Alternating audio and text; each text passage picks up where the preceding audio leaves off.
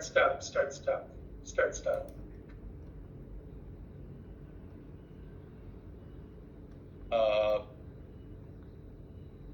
I think we should have. Not sure about Shanas, but I know Erica and Zhao and Yu Yang, they are on leave, so I think we can start first. Frank, anything from you to start with? I see Yu Yang and Zhao, but Jason, I just wanted to follow up with a question.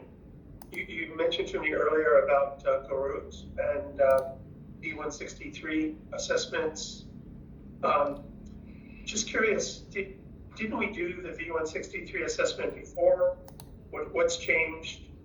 What's our plan? Because obviously we're trying to acquire land. So what's our plan? If we just started about Indonesia, what's our plan with Garut? So I think and Jorge and KK, please jump in as well.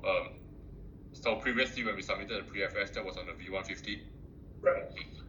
So the wind clause was a bit better, and then now because we are moving some of the turbines to get further away from the dwellings, and some of this clustering could potentially or has potentially affected the wind clause.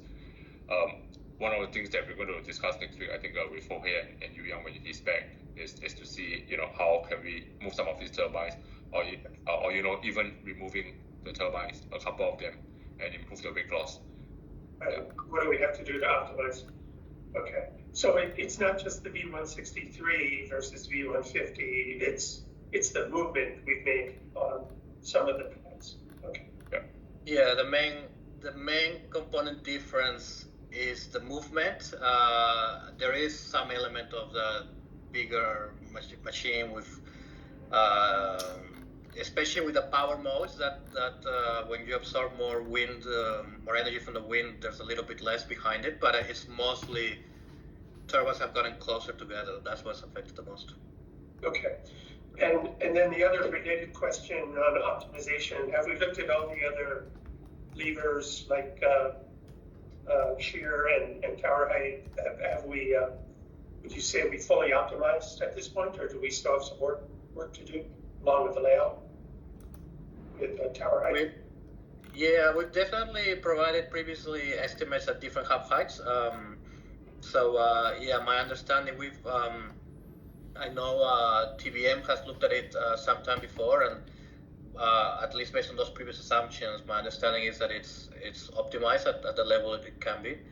I mean, if those assumptions change, cost of steel and all this, then it might be worth having another look. But we have the information readily available for that. Right. Okay. I recall the shear at Garut isn't the best as well. So there was some discussions between, I think if I recall correctly, Marco has looked at that, and then we got some guys on TBM to look at that as well. Okay. It would, if that was more than a year ago, I think it would be good to just refresh our thinking. I think steel prices are down, unless you're in the U.S. with a 50% tariff on it. Maybe there'll be a lot more steel available in places like Indonesia even. Okay, that's all good. And then Jason, we talked about wind and Mahindra 2, and you said you have meetings planned next week to look at what the optimizations are. But right, just for your background, we were in that development committee. Jason and team were honest, saying we're at the kind of the threshold. We need to look for optimizations. We think we can find some optimizations, but we really have to turn over every stone now and see if there's anything we can do to enhance the smaller project that's there now, but then also what can we do to make it bigger? Are there other locations? So. Yeah, we had some. Me and you have had some chats with the team. I know there's still looking at the boundary, at the forested areas, at design life as well. So I think once Yu Yang is back, we can have a look at a much greater level of detail. And just curious, is there a simple explanation? We had the met mass actually in the best wind location, but apparently a lot of the other locations aren't anywhere near as good. Is that because of the relatively complex terrain, or? Yeah, I mean, to be honest, I guess historically med masts tend to be placed on the windy locations. If the med mast is on a less windy location, then we would probably be worried about the wind model. But yeah, so in this case, because of the variation of terrain complexity or semi-complexity, I guess, yeah, the remaining of the locations are a bit lower wind speed. So if we can play a bit with the area, then we can also look at yeah, trying to optimize, maybe not so much from a potential energy, but you know, between wakes and design life, if we can get it to 30 years, because we were struggling a little bit with that. So yeah, I think there's still some levers we can pull. Okay, and I know Jason said you guys looked at here or there to see if there's anything on towers. You know, just have to look at every. Okay. Yeah, that one in particular was a big difference between the met mast and the farm, I think, compared to what we. I know what you say. We usually put the met mast in the windiest spot, except from Vietnam, where we like to be different. But we, yeah, okay, all right. It'll be good to try to see what we can do to optimize. Yes. Okay. Yeah. Just since you're on the wind and side stuff, I also wanted to ask Jorge. I just saw the email about you sending out to the team about the V162. Do you want to give us a bit more background on what has happened and that we're not going to use 162 anymore? Yeah, well, I think, I mean, to be honest, I just found out today. I think there's been some discussions with Shauna, Marco. I think there were some, as I understand, informal questions about the kind of work that I was doing in the region in terms of offshore or nearshore work. I think I've mentioned in the past, and I think we all know that the V162, at some point they were looking to offshorize it, but because of some of the project work in Korea, that idea was abandoned from a technical perspective. I mean, the projects we're looking at are so far away that, like I mentioned to the wider team, I don't have any issues in assessing from a desktop perspective, but I think maybe there was some miscommunication between how formal we're looking at it.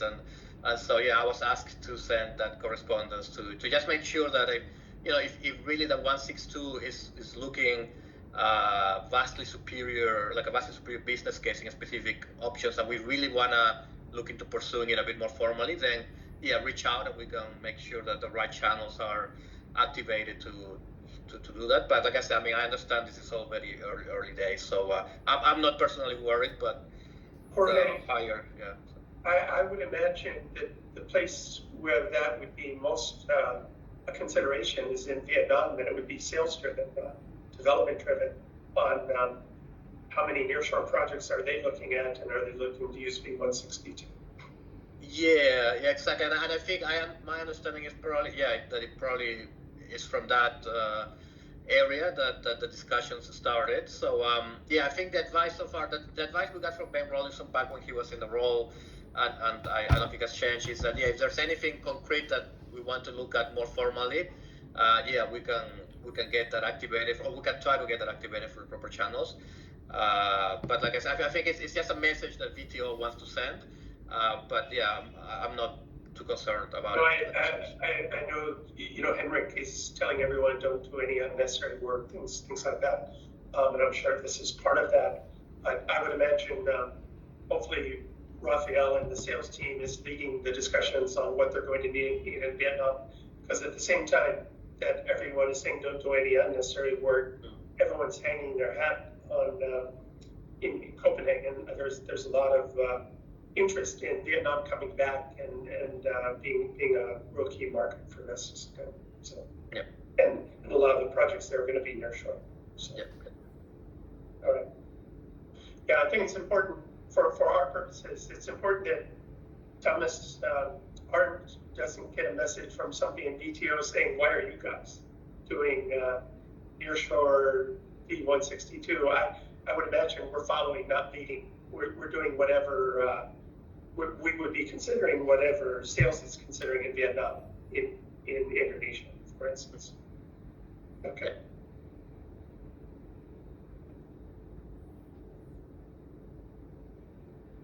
Okay. Yeah. Well, thanks for it.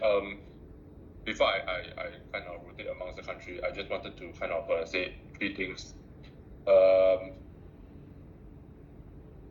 There's a compliance week that I hope all of you will participate in whatever exercise that Louisa and the team is sending across. I think Tom, you might have more details.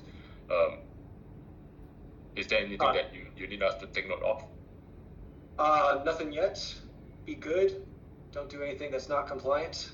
I'm sure I'll hear stuff from Louisa in the future, but I haven't heard anything yet.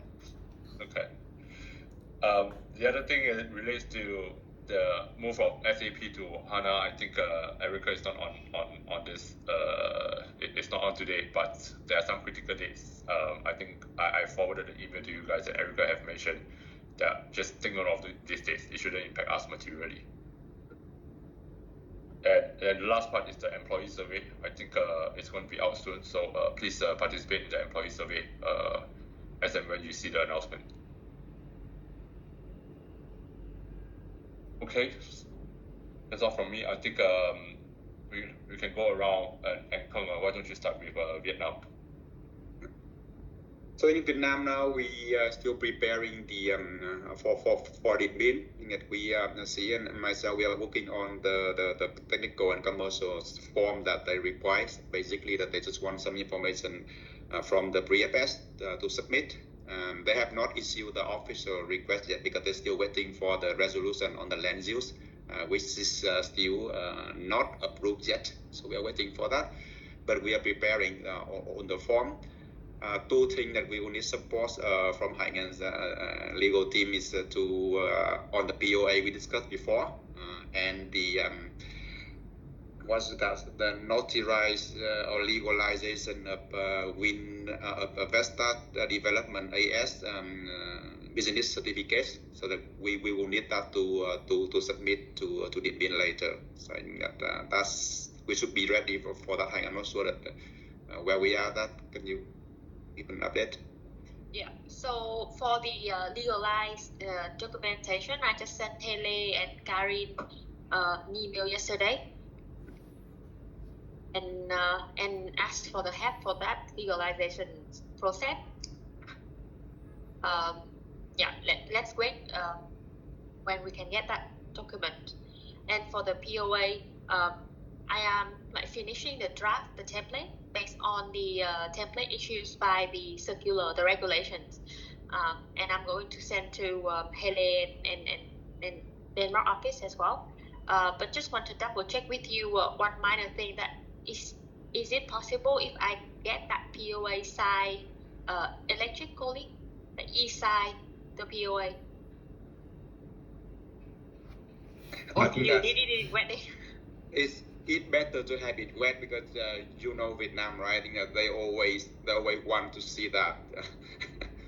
Okay, yeah, understand. But then because now the scope of authorization of that POA, I only say that the VDAS will authorize you to sign all of the documentations during the pre-bidding stage, like the preparations of the bidding. And we will probably have another official POA during the bidding once we finalize the bidder entities. Because now we are not finalized yet if VDAS or Wind System will be the bidder, right? So for now, I just put the scope as to sign all the documentation related to the pre-bidding. Is that okay for you?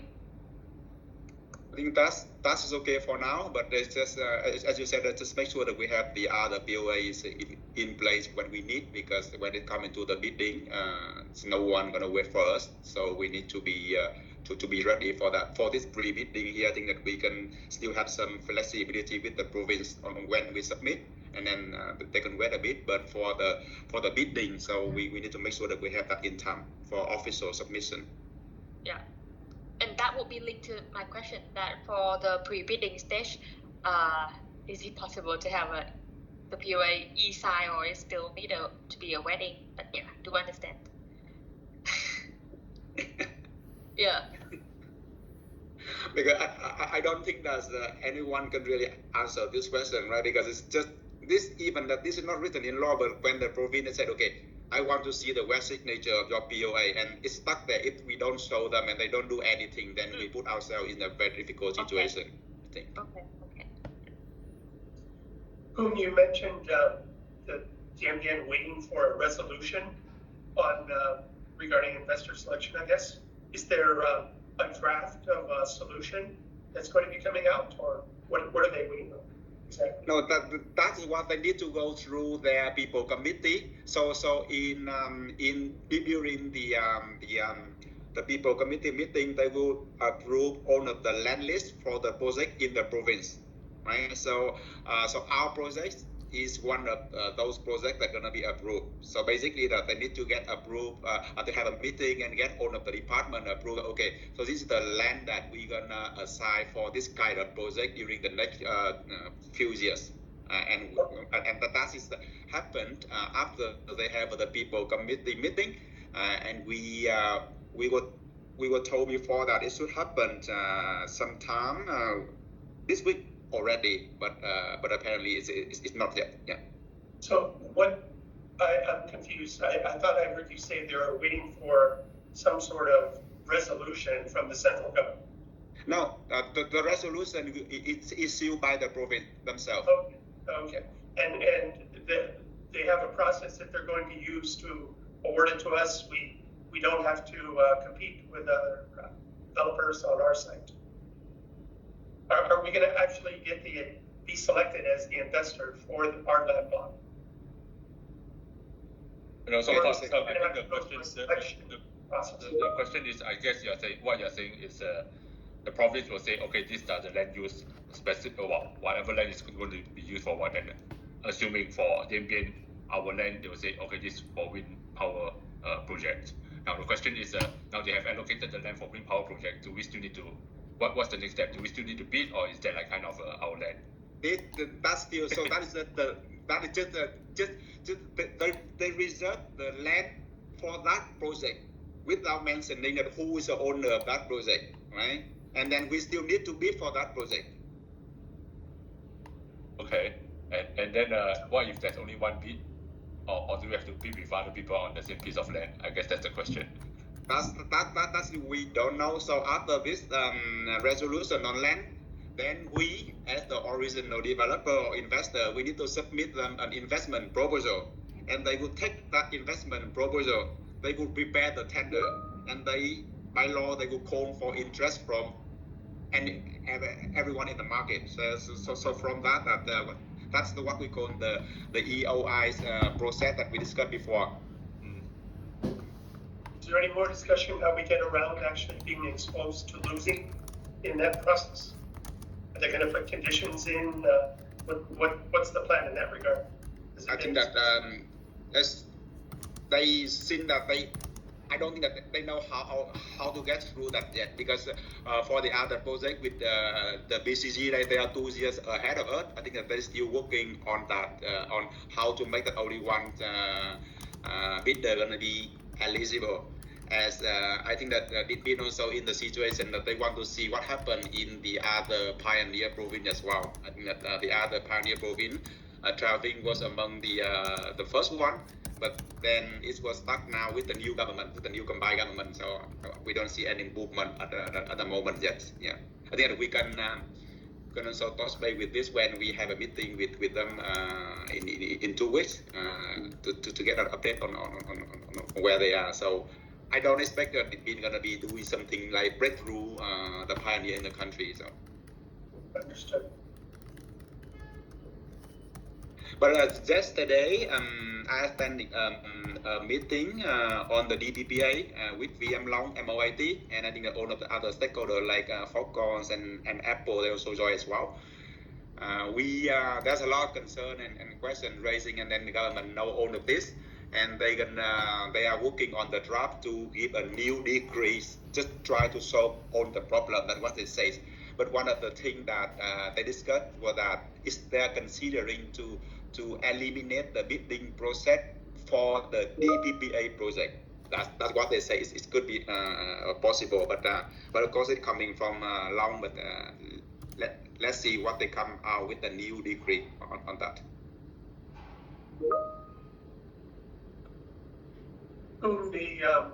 The Samsung CNT DPPA that I sent, where they signed solar deals in the Highlands, that was Samsung CNT, I think. Is that who we were talking to first, or is that's not the display group? Is that a third? No, that's the EPC contract. It's more like the EPC contractor, Samsung. Yeah. But why is the EPC contractor signing a DPPA? I would think that they might, because there's a local partner there. I think that maybe Samsung CNT they take some share some share interest in that project with a local partner. So on one side they can be a equity contributor, and they also be maybe the EPC. I'm not sure if they do the EPC, but then they do that, and then they sign PPA for Samsung display or whatever Samsung that one is you. Energy. Okay, the article made it sound like Samsung CNT was the off-taker for the DPPA. They said they signed a DPPA, a power purchase agreement, for 3 solar deals. So it wasn't clear to me why the EPC contractor would be signing a DPPA. I don't think that they are on the buyer. They might It is on okay. You can look at it. We can take that off. Yeah, all right. I was just curious if it was somebody that we were talking to at Samsung that decided solar projects in the Highlands, or what the background was. That's okay. It's not critical right now.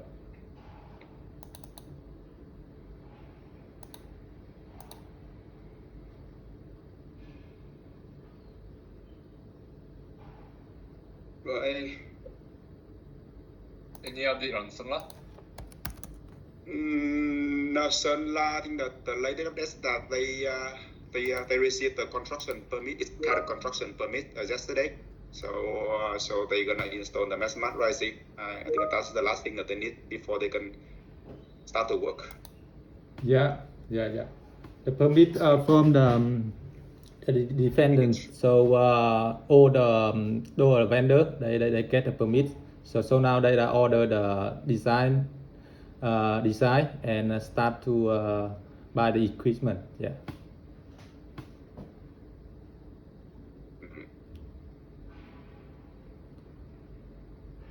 And the wins so far in the 3rd and 4th projects in Dien Bien, not looking great so far, right? Yeah. That's a little bit beneath what our forecast was. A bit below the original mesoscale estimates. Yeah.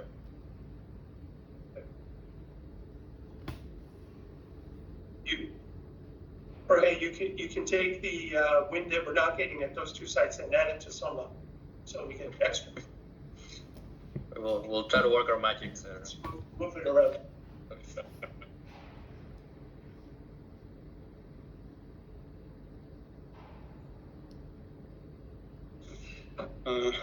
So the guys in Laos still promise me that because he hasn't sent out. He's in Laos now to talk with his Lao partner to see how they can do that. So let's see. Yeah.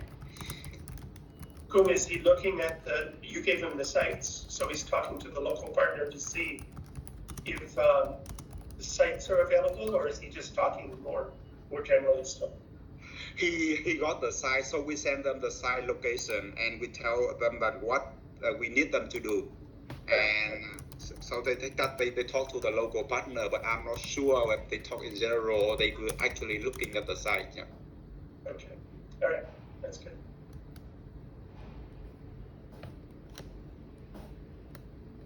Irvin brought up Lao, I think the week before last week. I don't know why, but he was talking about monsoon and a big project. And somebody had asked him about it at XM or something because they had read about it going into COD. So people in Copenhagen do read about that. Yeah, I think that there will be more news, more big news from Laos coming in the next 2 months, 3 months. There will be 400 megawatt more will be COD by end of this year. So 1 gig in Laos, the forgotten market by Vestas.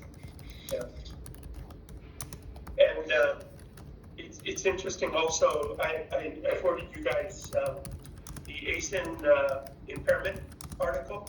So there are two projects, I guess, that they were never able to get PPA, full PPA. That's we know 4 years ago, right? I think that project is the UPC project. The guy that who got the turbine, our turbine arrived, but they cannot get the land to build the road, so it's stuck there, and no transmission line. Yeah. Well, I think these ASIN projects were ones that they built, but they didn't meet the cutoff time, and I think they were hoping to get a higher tariff, but they've only received the reduced tariff, and now they're finally impairing because I guess they don't think they're ever going to get the full tariff. They had two wind farm names. Yeah, so two wind. Yeah, but actually they should have known that because by the end of the deadline, by the end of the feed-in tariff, their project have no transmission line. So yeah. Okay, interesting. But they haven't written off Laos yet. They haven't written off their interest in Munster. So that's good news for Laos, I guess, compared to Vietnam if you don't follow the rules in Vietnam. Okay.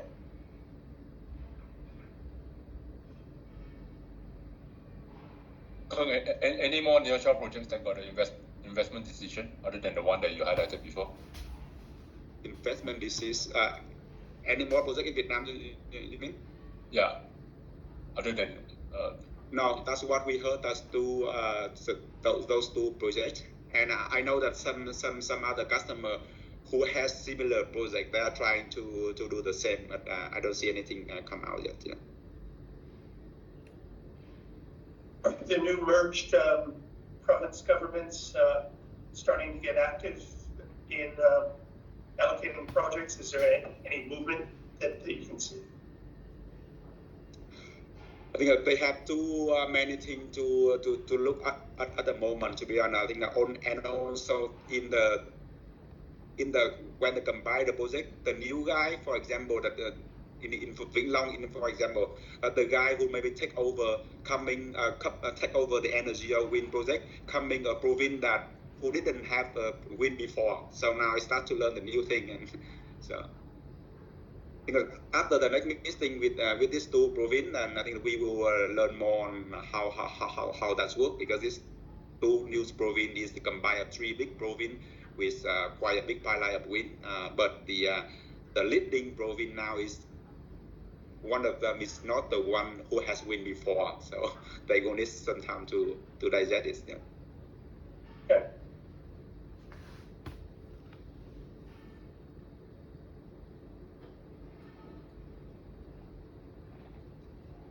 Okay. Anything else, Vietnam? I think that's all right. Nothing from Epico Capico as we discussed earlier. Okay. Thanks, Kong.